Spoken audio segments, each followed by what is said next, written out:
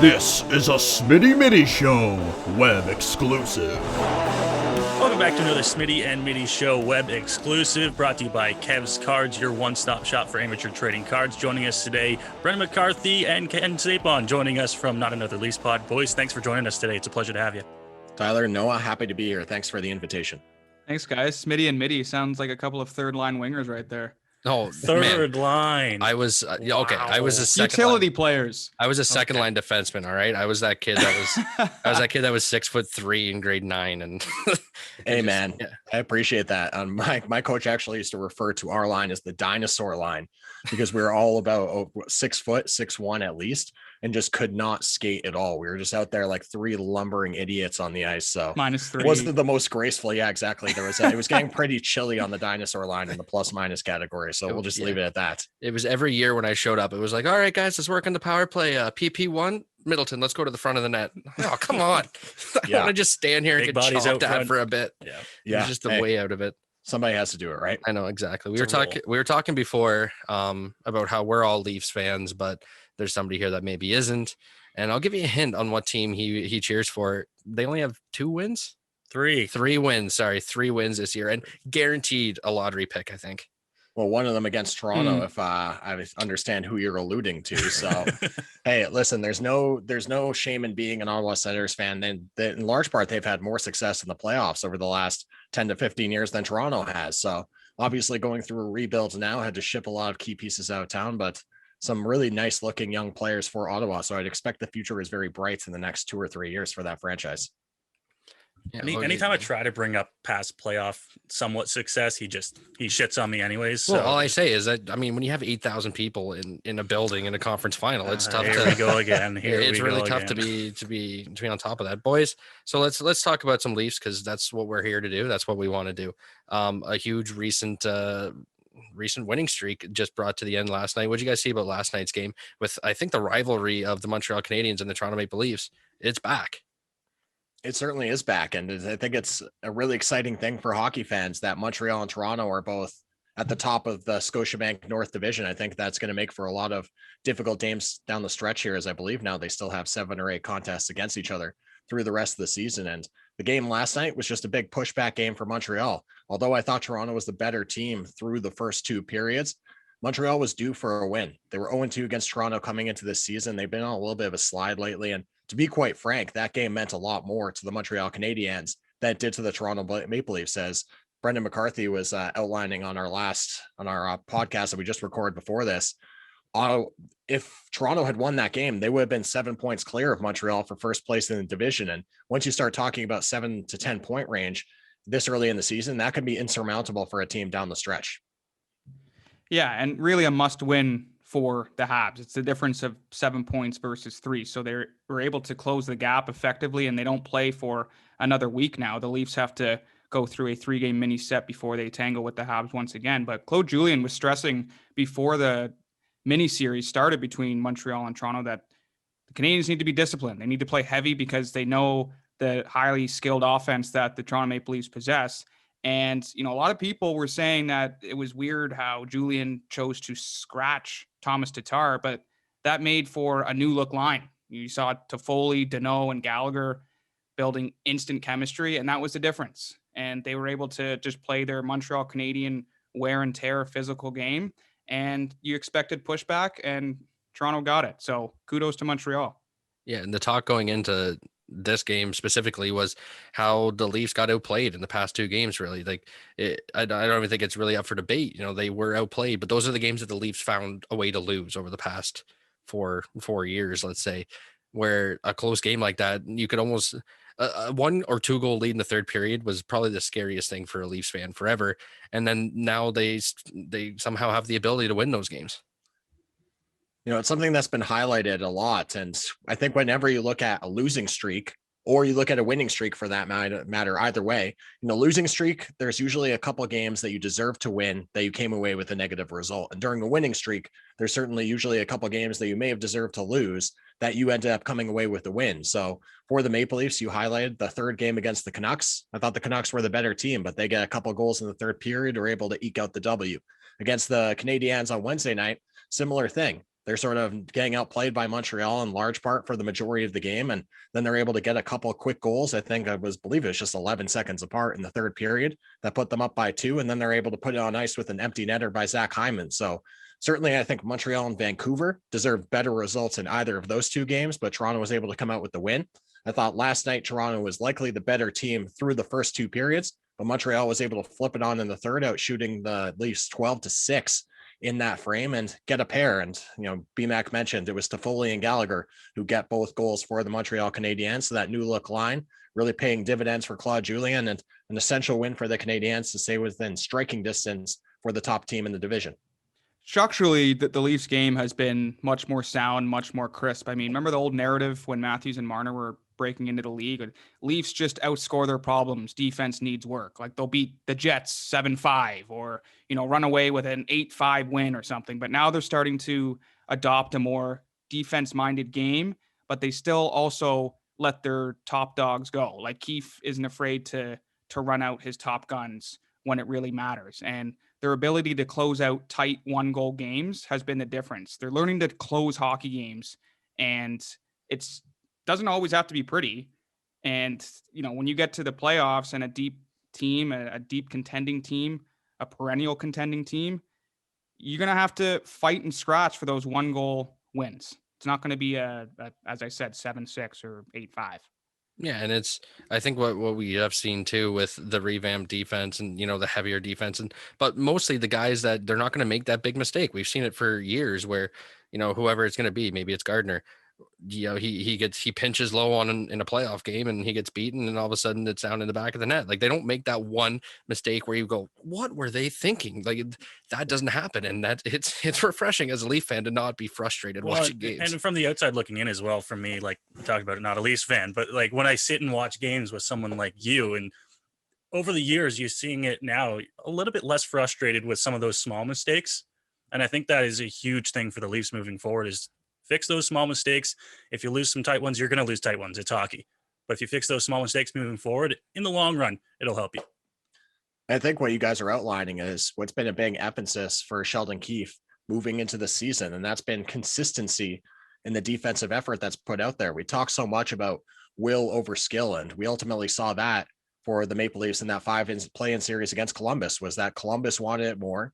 And their style of game, playing defensively and buying in and outworking the Toronto Maple Leafs, ultimately paid dividends in them winning the series. So with Sheldon Keefe coming into training camp this year, get some new shiny toys on defense. TJ Brody in particular, I think has looked excellent on the top line with Morgan Riley. So big kudos to Kyle Dubas for bringing in a top pairing guy for him. We've seen what he's capable of playing with Mark Giordano in Calgary for all those years. So he's looked really great on that top pairing for Toronto. And then certainly just the depth additions also on the core that bumped everybody down. Justin Hall has looked excellent.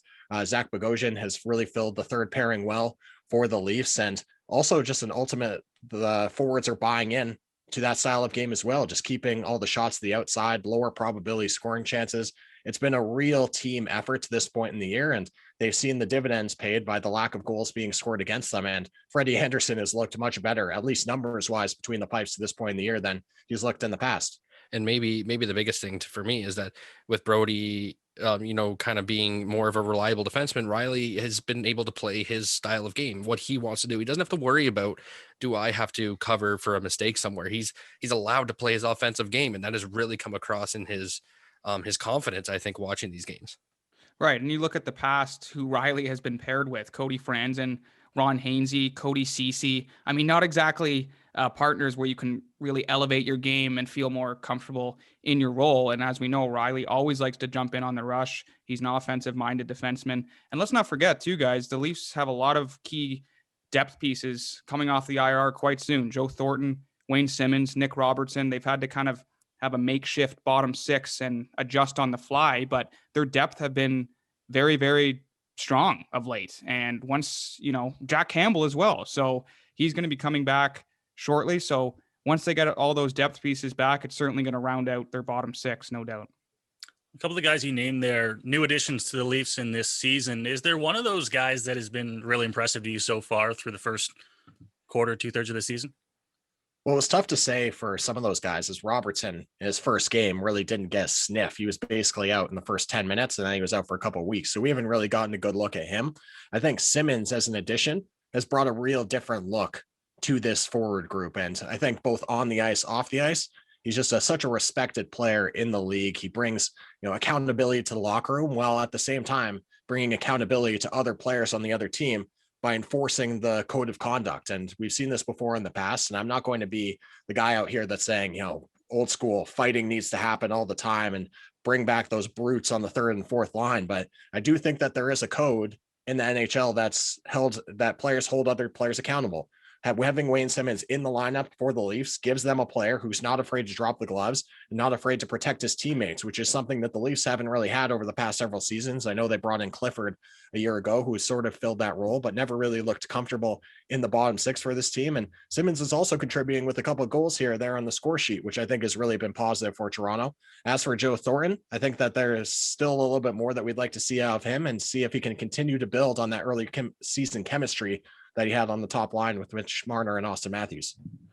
Yeah, and it's certainly a common thread for guys on the tail end of their career to come to Toronto as it's becoming much more of an attractive team. Jason Spezza, originally born in Ontario, Joe Thornton, born in St. Thomas, I believe, and correct me on that, Kenny. But very, very much an intriguing addition. And you saw how well Patrick Marleau meshed well with Marner and Matthews at the beginning of their hockey career. So really Thornton, it's really like a Marleau 2.0, considering he's much better offensively and just that mentor leadership aspect that is going to be or prove to be really effective for the young guys in the locker room.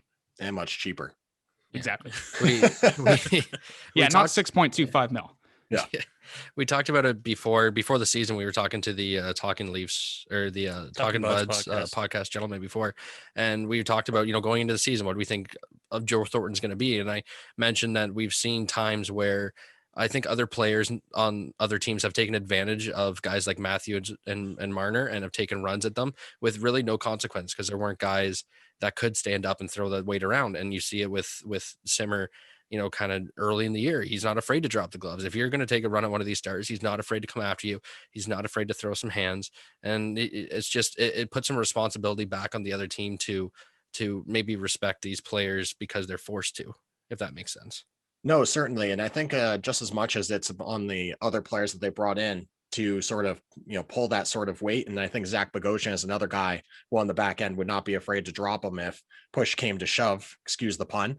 But I also think that there's next level of accountability coming from the players themselves. Like Austin Matthews is a big boy. He can use his physicality to influence the game. He can protect himself in these scrums. And you don't want to see your star players dropping the gloves. Every time we've seen Crosby do that, you're almost like taking a deep breath because you don't want him to break a knuckle or something in one of those scraps. But I do think that from head to toe, the team is being more accountable and getting into those gritty areas and doing the stuff that we haven't seen them do traditionally over the past several years. And a lot of that's coming as a maturity of the group as they get into their fourth year, their fifth year together here, and with a new head coach who's instilled systems that they believe in. And how many times have we said this before? If the team is winning, that's going to continue to allow the players to buy into the system. So the Leafs right now are 11-3-2 on the young season. And that's going to give the players belief that if they continue to play this way, they're going to have continued success. If you're trying to preach defense and you start off the year like they did last year under Mike Babcock, you're going to lose the room really quickly and not necessarily have the success down the stretch. Sorry, I've heard you guys mention Sheldon Keith quite a bit here, and Mike Babcock back there. I'm getting the feeling you guys think that the change in coaching and has made a huge difference with this team. Correct me if I'm wrong, but that's what it sounds like. Well, Mike Babcock's an old school guy. And I don't necessarily hate on the guy as a coach. I think that he's a really good hockey mind. It's well accomplished in his career. Like you can look at his accolades, Stanley Cups, gold medals, winning seasons. He's been extremely successful. But I do think that the message got a little bit stale. And I do think that some of the coaching methods that were used, the Mitch Marner story, just sort of like that more old school mentality about the way that they conduct themselves in the room, sort of got stale for this team. Quite frankly, I think the message got a little bit old. And he got a little bit worn out by the Toronto media as well. It was just a situation where he'd outworn his welcome. And sometimes you need a fresh voice. Sheldon Keefe was long touted as the heir apparent, one of Kyle Dubas's guys from the beginning.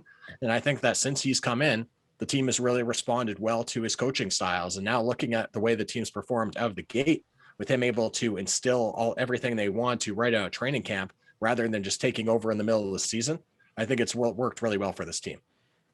I think ultimately Keefe has just been much more relatable and approachable to the players, especially the younger guys, certainly. Right? I mean, if I was playing under Babcock, I'd be shitting bricks trying to go in for practice every day. And just, I don't even know if I'd be able to like formulate a sentence if I was a rookie. And I mean, Mitch Marner, you alluded to the story too. You had him weeping at one point, and it's ultimately on the players to get it done, but to have a coach that supports you and makes you feel comfortable like Keefe is doing, but also hold you accountable is huge. And Babcock was certainly stuck in his ways, hence why he got the snip.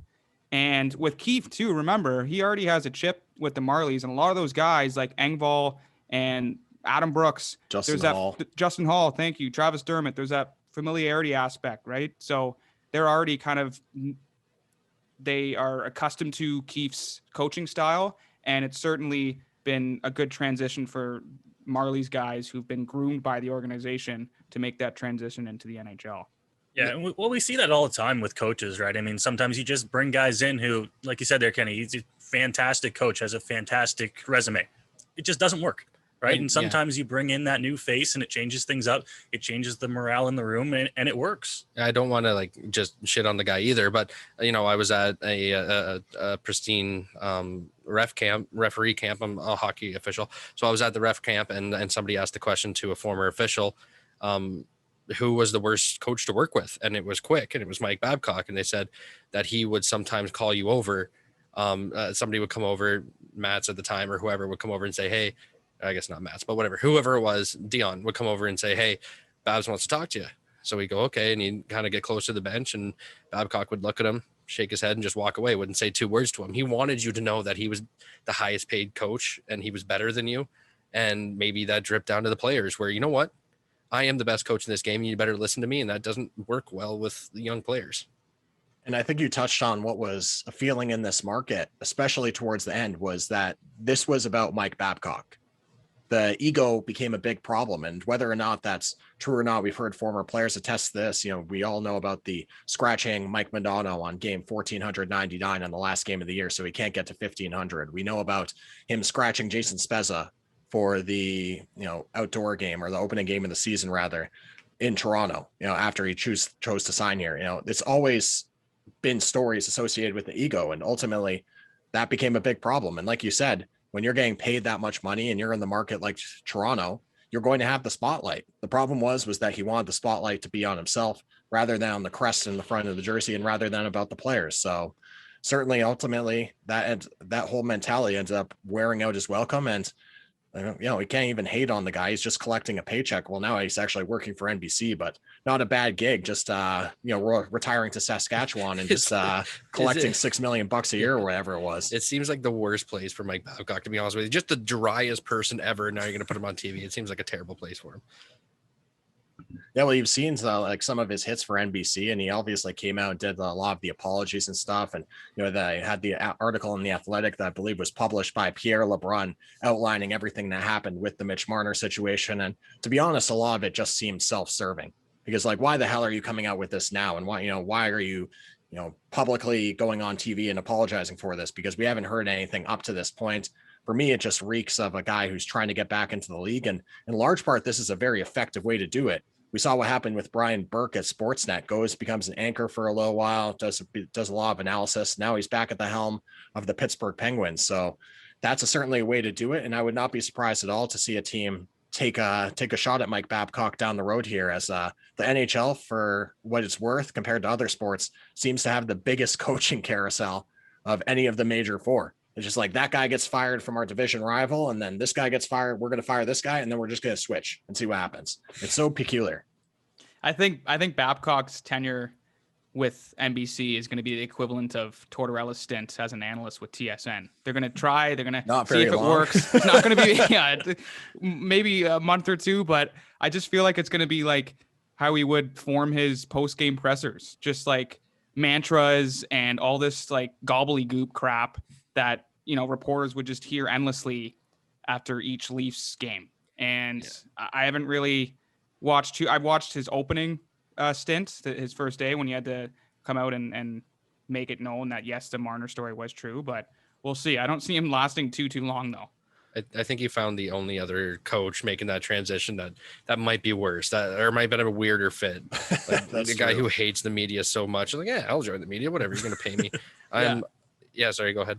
No, go ahead. Oh, that was it. Okay. Yeah. I'm not gonna hold you too long. BMAC totally agrees. He's a good I'm with you, fan man. on like what he says behind the bench, but not necessarily cut out for the analysis.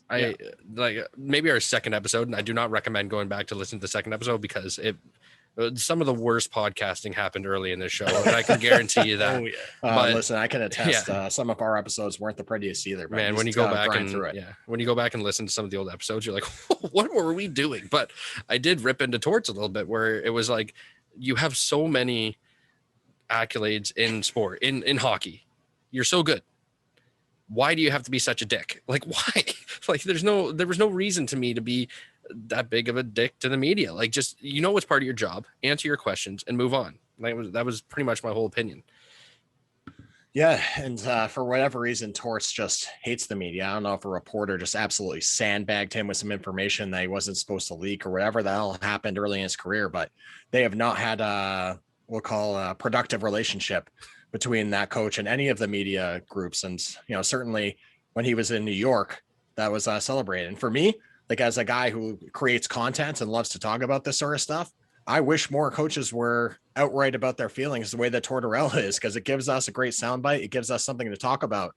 And there's so many of just the old cliches, just, we got to get puck deep. We got to, outwork the other team down low. And it just gets a little stale at the moment. So I applaud John Tortorella for being open to the media, and would really enjoy if more players and coaches were a little bit more open as well. The content's there for you. Yeah, I'm a content guy, man. We're in the content business, and John Tortorella is the king of content when it comes to his post-game interviews. Yeah, like for a guy working for a highlight-driven show, like Tortorella makes our Sports Center for first block. Consistently. I mean, there's nothing worse than getting like a third line. We mentioned third line wingers off the top, but just to hear like the basic generic crap that you have to clip and transcode, but it's just like, man, like I'd love for a guy just to lose it and be candid. Like, I know people say, well, they hate to do it and they just want to get in and get out. It's 5 to 8 minutes and it's part of the contract. So do it and answer candidly, ideally. Yeah, well, there's got to be something in the middle. There's got to be something between like the typical hockey, you get the pucks deep, we give it 110%, we got to get out and play heavier to start. There's got to be something in between that and just tearing into a media personality. There's got to be some truth in the middle there somewhere.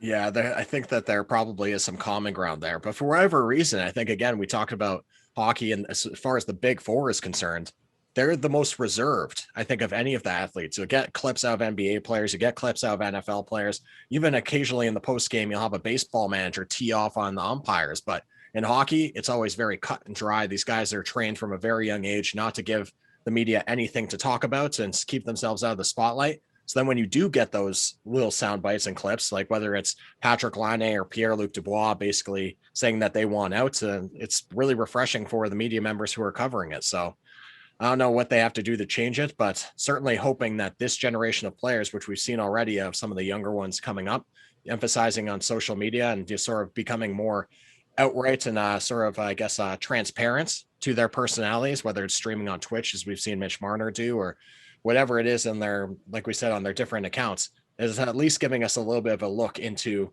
who they are as players. And I think that's something we could expect to continue as the younger generations start to make the transition out of the minor leagues into the National Hockey League level. I'm not going to hold you guys for too much longer. I got one more question, and it's just simply Joe Thornton coming back. We see him practicing on the first line. Is that the place he should be, or should he be lower in this lineup? I'm going to steal Ray Ferraro's take on this one because I think it was a good one. I don't really see where Joe Thornton is going to fit in outside of that spot in the lineup. Like, do you really want him playing, third line center minutes without those guys to support him? And that's the place he's not going to play, right? Is because they want that shut down third line. That doesn't fit him at all. Exactly. And so when you look at it, I think the best opportunity for him to succeed is going to be playing on the wing with a little bit of sheltered minutes. You can put Zach Hyman in there when you need to, playing with Austin Matthews and Mitch Marner. I think that was a big part of the plug in getting him to come to Toronto. I think that's the opportunity where his playmaking skills, which are really the aspect of his game that have been least affected by his legs slowing down as he gets older, have the chance to thrive. So I would be surprised if Sheldon Keefe doesn't put Joe Thornton on that line. Now, secondarily, you want to keep Zach Hyman's points down if you're a Toronto Maple Leafs as an organization, because there's a big contract negotiation coming up. And BMAC and I have talked about this before. I don't think that they're going to be able to re-sign this guy. So certainly from a selfish perspective, you want him to keep the numbers down a little bit because that makes it more affordable. But like you said before, they really would like that third line to be a shutdown line. So I think likely he will slot back in on the top three next to Austin Matthews and Mitch Marner. Yeah, it was cool to experiment Marner, Matthews, and Thornton. But like you said, the key word there kind of is sheltered. I think he has to be on reduced minutes. You think the opposite? I think the opposite, buddy. Oh, sheltered minutes, reduced workload, and Keefe is probably going to make sure he is probably just going to be on that bottom six, and it's not going to be a big spotlight for him. I mean, he's 43, and he's already potted a goal with Matthews and Marner, so you got to feel good about that. But I think his role should be in the bottom six.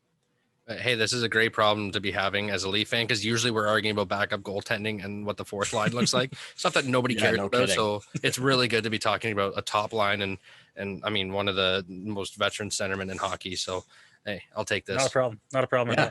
And certainly when all these guys return from injury, Simmons will be a little bit longer, but Robertson about to make his return to the lineup, should be at some point this week. Thornton making his return, and hopefully Jack Campbell was seen skating this weekend as well. So that will put a lot of Maple Leafs fans' minds at ease, as it looks like they aren't going to have to see Michael Hutchinson too many times between the pipes in the near future. So we all know how the only team went. Yeah, it was the only team he should play against. Well, he might get a sniff this week, depending on if Campbell's ready or not, because I would expect the second leg of that back-to-back would be a prime slots to get Hutch back in the lineup and see what he's got. But either way, the fact that Campbell's back on the ice is good news for the team, because that can give Freddie some much-needed rest, because they've been riding him down the last little stretch here. Well, Brennan, Kenny, thanks for joining us today. It's been a pleasure to have you guys on. Talk Leafs, rip on my Sens. You guys can do whatever you want. It's fine. I'm used to it at this point. Why don't you go ahead, give our listeners, give our viewers a little plug of your socials. Let us know where you can listen to you. Yeah, for sure. You can follow us at LeafsPod, at Ken Stapon. New episodes. We come out on Mondays and Thursdays on the Hockey Podcast Network, wherever you get your favorite podcasts. So you can find us on Spotify, Google, Apple, wherever you want. Thanks for having us, gents. Happy McCarthy 95. Yes, that was his plug. Well, to be fair, usually I do the extra where I do all three of them, but I just figured I'd give him the spotlight to do his own. But yeah, that's usually my I just sit here. Well, you usually only do yourself. He doesn't know my Twitter, so he just only does his own. Middy TSMS. It's really easy. This Middy Show, Middy TSMS. I know mine. Listen, everybody has to be responsible for plugging their own thing, and then you can't be mad down the road when he has more followers than you. Well, we'll see if that ever happens. I got a while to go. He has his responsibilities here. He knows what they are. He has to unplug some of the audio equipment at the end of the day. That's it. Yeah. Make sure there's no fire, and that's pretty much the extent in that. And then just ramble into a mic. That's my job here. Hey, that's a very important responsibility, making sure that the studio doesn't burn down, because no studio, no show. So I applaud your efforts at this point, because it seems like you've been doing quite well in those responsibilities to this point. No fire. We're good. Hey, that's a big ups, man. Hey, thanks again for having us, guys. We're happy to join anytime. Not a problem. Thanks, guys, and all the best.